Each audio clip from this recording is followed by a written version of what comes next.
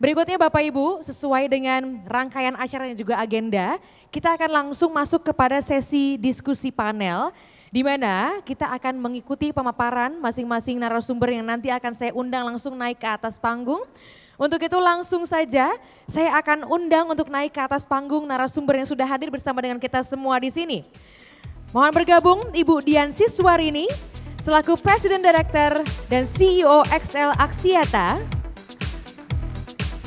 Kemudian Bapak Indra Mardiatna selaku Direktur Network Telkomsel.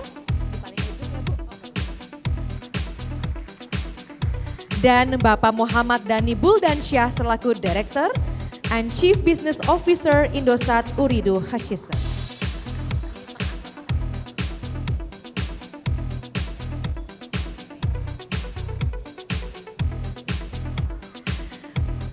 Baik, dan Bapak Ibu, untuk sesi yang ini berbeda dengan sesi yang pertama tadi bersama dengan partner expert.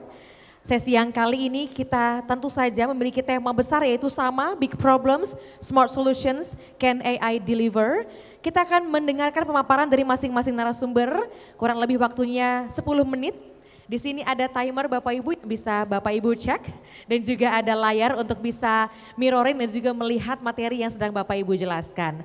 Dan nanti ada sesi tanya jawab yang akan dipandu langsung oleh Pak Paisol dan juga akan bergabung bersama dengan Bapak Ibu semua di atas panggung adalah Bapak Ismail dari Komdigi. Seharusnya ada Bapak Pandu Syahrir, Ketua Umum dari Aftek yang bergabung bersama dengan kita semua di sini. Namun nampaknya nanti kita masih tunggu bersama apakah beliau akan berada di tengah-tengah kita bersama. Nah sambil menunggu mungkin kursi kosong ini bisa langsung saya tempati saja ya menemani seluruh Bapak Ibu yang ada di sini. Saya akan langsung memberikan waktu Bapak Ibu utamanya kepada Ibu Dian terlebih dahulu untuk bisa memberikan pemaparannya. Boleh di podium, boleh berdiri di tengah. Waktunya 10 menit Ibu, silahkan.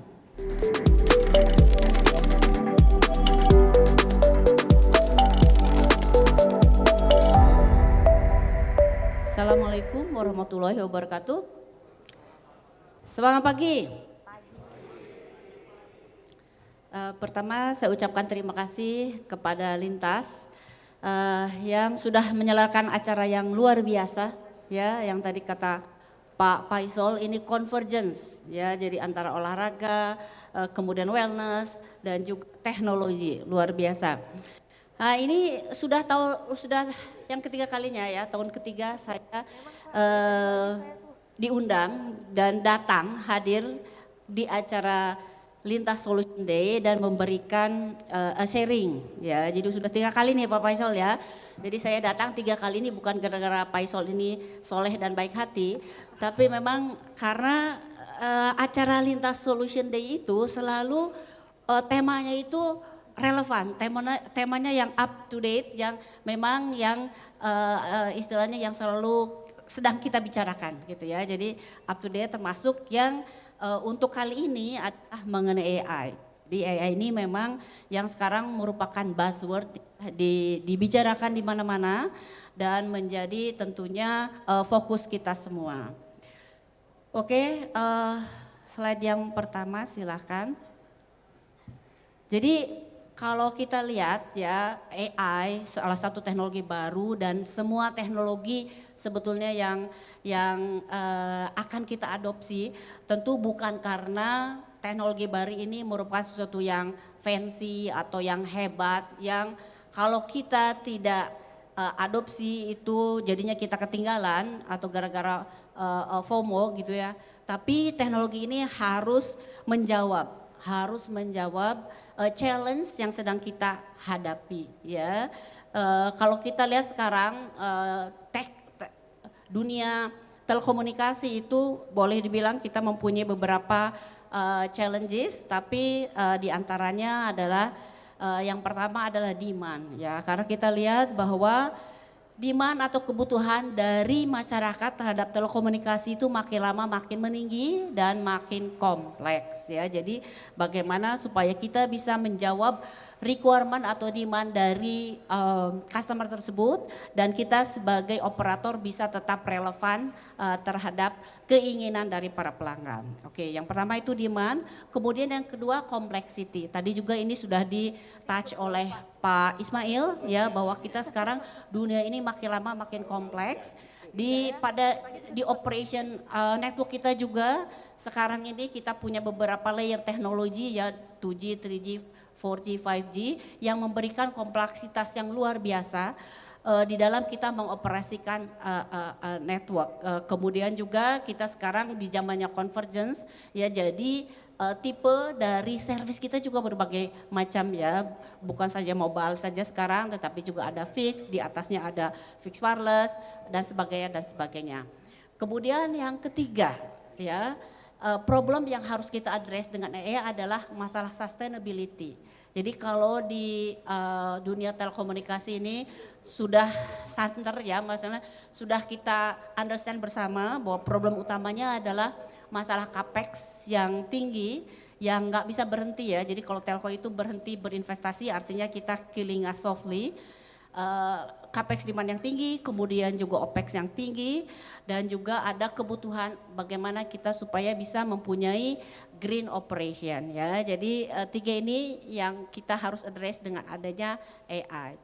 Oke, kemudian next, kalau kita lihat ya, apa sih opportunity yang ada di telco di dalam kita mengadopsi AI, kita bisa lihat di sini ada 4 kuadran ya, 4 kuadran yang kita bisa lihat dari apakah AI ini untuk everyday use atau AI ini adalah untuk sesuatu yang game changing, kemudian juga dari Y-axis pembagiannya adalah apakah AI tersebut untuk yang customer facing atau AI tersebut untuk back end atau internal operation ya. Jadi 4 kuadran ini yang merupakan use cases ya, klasifikasi use cases untuk AI, di mana tentu di dalamnya yang bisa kita lihat adalah misalnya yang untuk customer facing, untuk customer service, kemudian juga untuk internal operation, misalnya network operation, kemudian juga untuk everyday AI yang kita bisa implement di dalam misalnya untuk HR atau finance dan sebagainya ya. Oke, nah ini yang terakhir adalah untuk Excel, apa sih yang sudah kita lakukan ya dalam hal adopsi AI di dalam kita melakukan bisnis dan network operation. Next.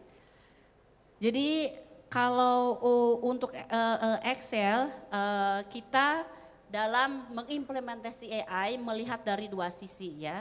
Jadi impact-nya atau benefit-nya apa, yang kita lihat itu benefit itu sebetulnya dari AI itu terhadap operasi bisa dikategorikan di 2 klasifikasi besar. Yang pertama adalah untuk revenue uplift atau revenue generation, yang kedua adalah untuk cost optimization. Nah di dalam cost optimization AI ini sangat-sangat berperan besar di dalam menurunkan atau meningkatkan cost efisiensi untuk network operation. Jadi di sini contohnya adalah untuk planning, desain maupun mengoperasikan radio access network dan juga transport network. Juga untuk desain dan operasi dari FTTH ya. Jadi walaupun belum lama ya, baru sekitar 2 tahun, tapi kita sudah melihat bahwa impact-nya terhadap cost efisiensi itu luar biasa.